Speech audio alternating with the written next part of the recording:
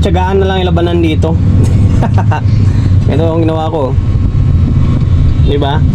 Kaya minsan kung makikita nyo na gumagawa yung diskarte, yung mga technician, is hindi nyo sila masisisi. Kumbaga, may dahilan kung bakit ginagawa nila, lalo yung mga itong style, may dahilan kung bakit ginagawa nila yung ganong diskarte, diba? Una-una dyan, walang mukhaan na pyesa, malayo sa mapagbilan ng pyesa. In the same time, kailangan na gawin yung unit, di ba? May mandato or mayroong mandate or timeline na kailangan magawa na, kaya temporary na ginawa ng paraan ng isang technician, di ba? Na pumayag naman yung may-ari. Ganun yun. Kaya minsan, huwag natin pagtawanan yung kapwa natin. Kahit ako, gumagawa rin ako ng diskarte. Ganitong diskarte, marami na akong ginawa ganito. Bali, wala. Puro tayo integrated nito. Kasi tambak tayo sa integrated sa totoo lang. Tambak tayo sa integrated sa totoo lang. O ito, AB757, ito X Pro, ito naman LX20, Kevlar GX5. Ayan, dalawang Joson na yan. Tapos ayun 5 piraso na nakapatong na karton yan, pro integrated yan. Kaya kailangan natin sumingit ng integrated bago bumalik sa mga power amplifier. Okay, pasensya na. Sakura na EV735 UB. Ayan, UB kasi nga meron ng USB and then meron ng Bluetooth ito. Okay, tapos may digital display dito. Ito yung mga huling labas na ng Sakura. Okay, sabi nila kapag may mga USB and then katulad ito may Bluetooth is PK. Hindi PK tawag doon. Kung mag-upgraded lang siya na version ng old model. Okay? Hindi porket may mga digital display, may Bluetooth, may USB, is PK na yung isang gamit. Ibig sabihin lang noon, upgraded version na siya. 'Di ba? Upgrade version na ng lumang version. Okay? Ayan, hindi ibig sabihin PK siya.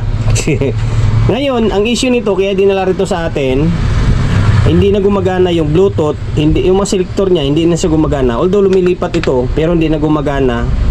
Yung tulad niyan, yung USB niya, yung Bluetooth niya is hindi gumagana. Nasa iisang input na lang yung gumagana na sa likod. Okay, shoutout muna sa may-ari nito, taga Ugong, Valenzuela din.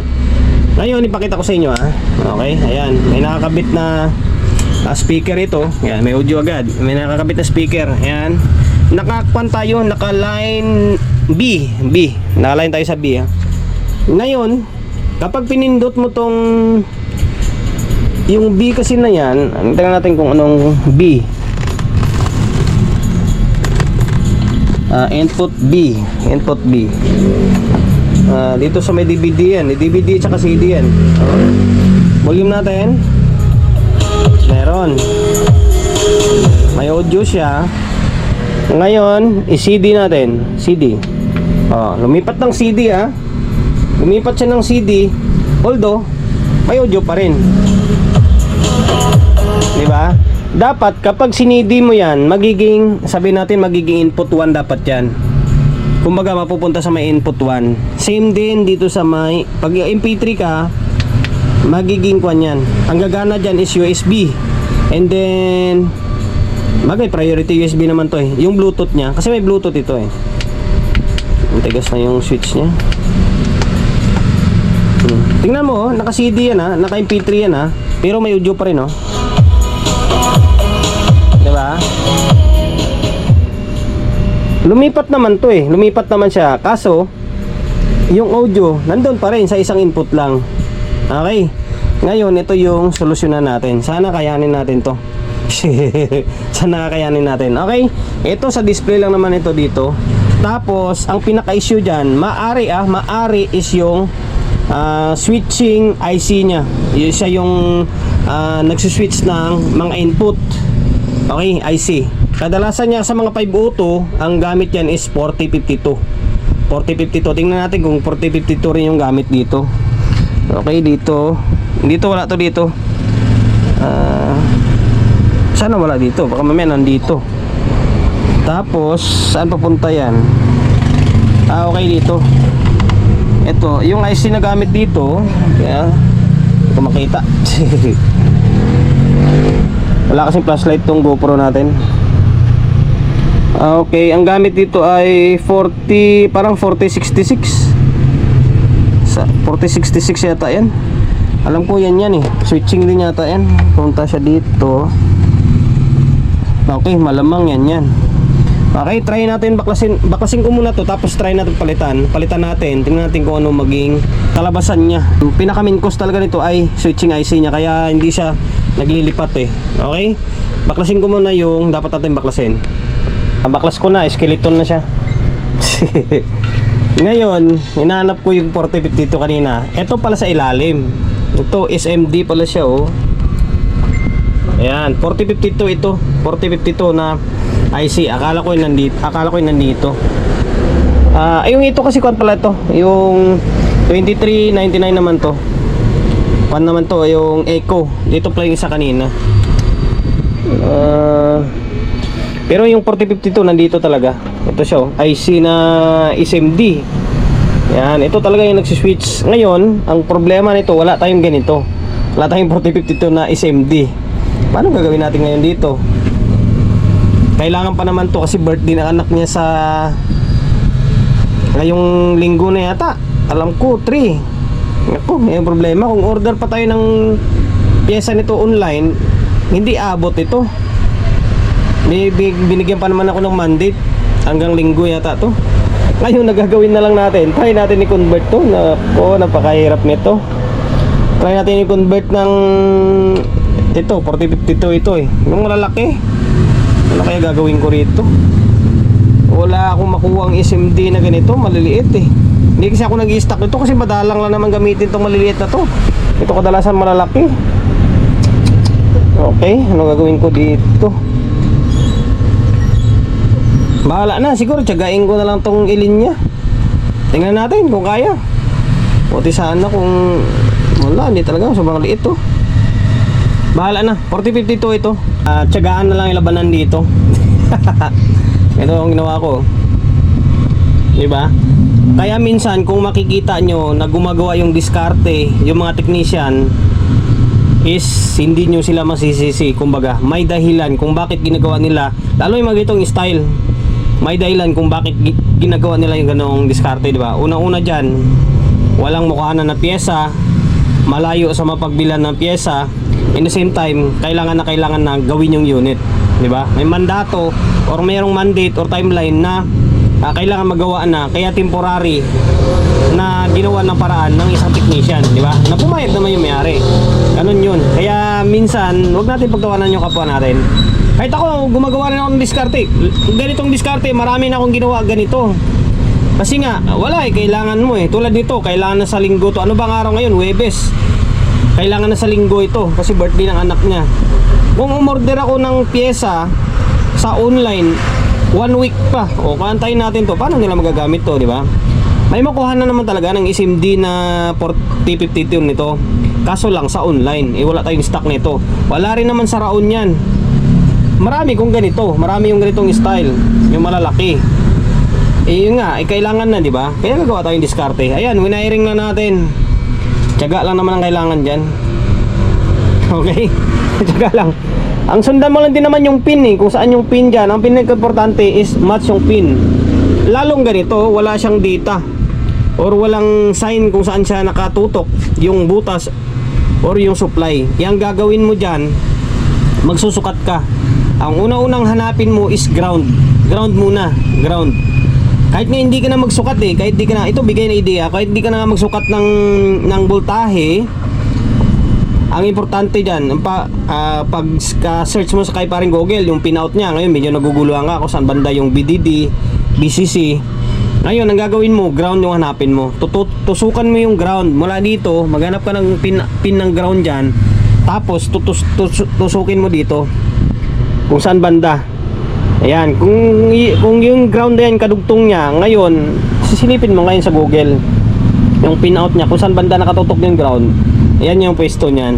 Okay, sana nakapagbigay idea ako. Ngayon ito ginawa natin. Bali 16 pin ito ha. 8 pin kabilang side. Bali 16 pin siya. Okay, kapag gumana ito, magiging working ito, didikitan ko ng sealant ito siyempre para magiging secure siya. Tapos pwesto ko na lang kung saan siya pwedeng itago or ipwesto na magandang pwesto para magiging safety naman, di ba? Sana gumana, sana umubra siya. Okay, ngayon try natin i-testing ulit. Okay, bali ito na. Tiyagaan na lang yung labanan dito.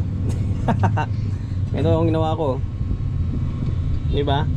Kaya minsan kung makikita nyo na gumagawa yung diskarte yung mga technician, is hindi nyo sila masisisi. Kumbaga may dahilan kung bakit ginagawa nila, lalo yung mga gitong style, may dahilan kung bakit ginagawa nila yung ganong diskarte, di ba? Unang-una dyan, walang mukhaan na pyesa, malayo sa mapagbilan ng pyesa. In the same time, kailangan na gawin yung unit, di ba? May mandato or mayroong mandate or timeline na kailangan magawa na, kaya temporary na ginawa ng paraan ng isang technician, di ba? Na pumayag naman yung may-ari. Ganun yun. Kaya minsan, wag natin pagtawanan yung kapwa natin. Kahit ako, gumagawa rin ako ng diskarte. Ganitong diskarte, marami na akong ginawa ganito. Kasi nga, wala kailangan mo Tulad nito, kailangan na sa linggo to. Ano bang araw ngayon? Huwebes. Kailangan na sa linggo ito kasi birthday ng anak niya. Kung umorder ako ng pyesa sa online 1 week pa, o kaantayin natin to, paano nila magagamit to, di ba? May makuha na naman talaga ng SMD na 4052 nito. Kaso lang sa online, wala tayong stock nito. Wala rin naman sa Raon yan. Marami kung ganito, marami yung ganitong style, yung malalaki. Yun nga, kailangan na, di ba? Kaya nagawa tayong diskarte. Ayan, winairing na natin. Tiyaga lang naman ang kailangan dyan. Okay? Tiyaga lang. Ang sundan mo lang din naman yung pin kung saan yung pin dyan. Ang pinaka-importante is match yung pin. Lalong ganito, wala siyang data or walang sign kung saan siya nakatutok, yung butas or yung supply. Yang gagawin mo dyan, magsusukat ka. Ang una-unang hanapin mo is ground. Ground muna, ground. Kahit nga hindi ka na magsukat kahit di ka na, ito bigay na idea, kahit di ka na magsukat ng voltahe, ang importante dyan, pag search mo sa kay paring Google, yung pinout niya, ngayon medyo naguguluhan ka kung saan banda yung BDD, BCC. Ngayon, ang gagawin mo, ground yung hanapin mo. Tusukan mo yung ground. Mula dito, maghanap ka ng pin ng ground dyan. Tapos, tusukin mo dito kung saan banda. Ayan, kung yung ground yan, kadugtong niya, ngayon, sisilipin mo ngayon sa Google yung pinout niya, kung saan banda nakatutok yung ground. Ayan yung pwesto niyan. Okay, sana nakapagbigay idea ako. Ngayon ito ginawa natin. Bali 16 pin ito 8 pin kabilang side. Bali 16 pin siya. Okay, kapag gumana ito, maging working ito, didikitan ko ng sealant ito siyempre para magiging secure siya. Tapos pwesto ko na lang kung saan siya pwedeng itago or ipwesto na magandang pwesto para magiging safety naman, di ba? Sana gumana, sana umubra siya. Okay, ngayon try natin i-testing ulit. Pinesto ko muna ng ganito lang siya. Yung control ng master nandito sa taas. Ayan, kasi nga huwag mo natin ibalik, baka may hindi gumana. Ibabalik natin ng maayos, hindi pa pala gumana, hindi sayang yung effort natin. Paganahin muna natin ng ganito bago natin siya i-fix. Okay, ngayon switch on natin to. Switch on. Off natin volume, baka may naka-volume. Okay. Okay, natin baka mamaya umusok. Kapag nasundan mo lang yung linya, hindi usok yan. Ngayon, pinutin natin to, baka hindi na lumilipat. Okay. Ano tong una? DVD, CD, and then MP3. Okay, DVD ito, CD. Ayan, lumipat siya. MP3. Okay, lumilipat. Ngayon, balik natin sa DVD. Okay, naka-DVD. Yung cellphone natin kanina pa yan, naka-plug. Okay, ngayon, volume natin. Okay, working, gumagana yung audio. Okay, gumagana siya.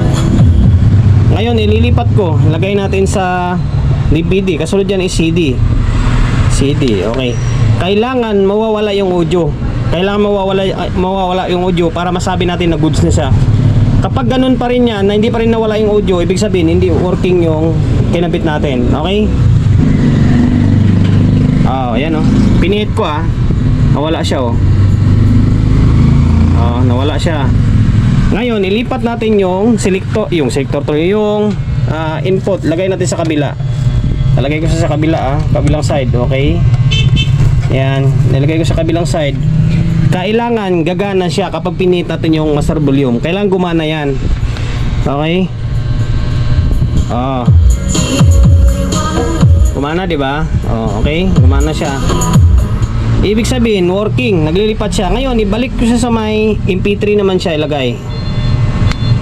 Kailangan mawawala yung audio ulit kapag pinit natin to. Nawala oh. Pinipit ko yan ha oh. Ibig sabihin, success yung operasyon natin. Ngayon, ito matigas kasi pinutin to eh. Ano tong dito niya? Okay. Mode yan. Kailangan may lagay siya sa may mahirap kasi pan siya oh. USB. Pinutan niya kasi dapat may lagay sa Bluetooth. Pero working na siya. Ito na lang yan, yung switch na lang. Okay, basta naglilipat na siya, nagiging working na. Kung sakali palitan ko na lang tong switch kasi medyo matigas siya. Sigurado working na yan. Ngayon, ang gagawin ko dito ay ito, lalagyan ko ng sealant ito. Yung sealant na gagamitin natin ay ito. Pwede rin naman stick weld yan. Stick weld tuloy, stick glue. Kaso lang, baka pag uminit is matatanggal. Pag dinikitan mo siya mainit, baka matanggal yung hinang. Ito na lang gamitin natin.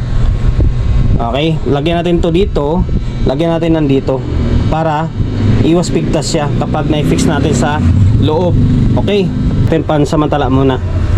Okay, muna natin. Ngayon, naka na to, DVD. Tingnan natin kung ano to dito.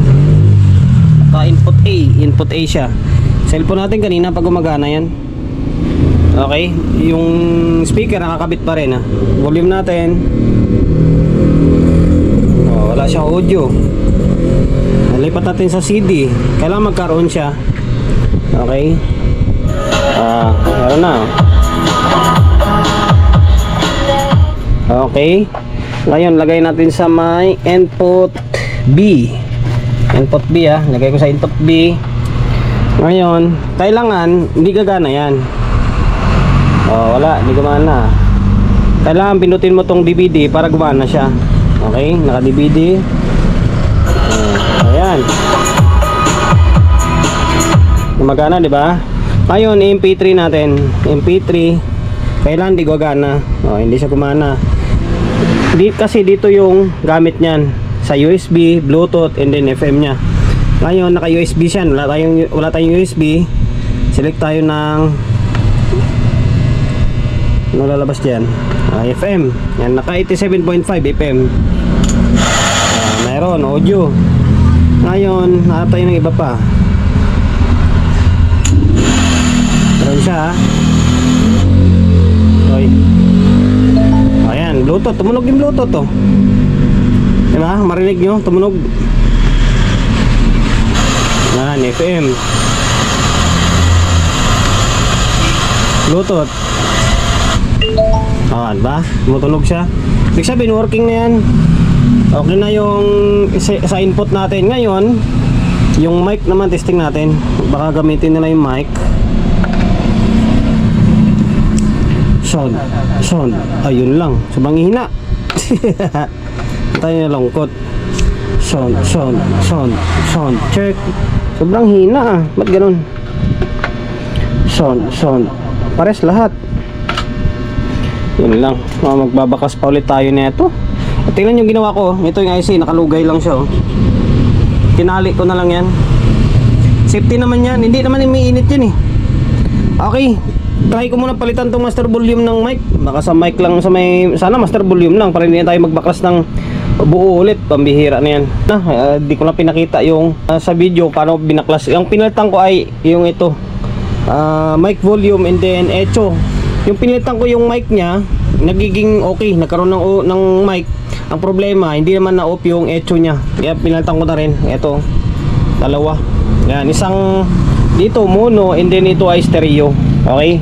Ngayon, ito magiging klabasan niya. Ito natin. Ayan Sound. Check. Mic testing. Hey. Channel 3, channel 2. Mic. Sound. Testing. Meron na siya. Check. Sound. Hey. Check. Mic. Testing. Okay na. Goods na yan. Kailangan kasi pag nag-repair tayo, kailangan tulad yan, kung ito lang pinagawa sa atin, testing rin natin kung gumagana yung mic nya, yung mga pitan, kasi pagdating doon sa customer natin, titesting pa rin nila yun eh. Hanggang sa babalik, sabihin, boss, ba't di naman gumagana yung ganito? Kaya ginagawa namin dito, testing na lang agad. Kumbaga paganahin na lang yung dapat paganahin agad. Okay?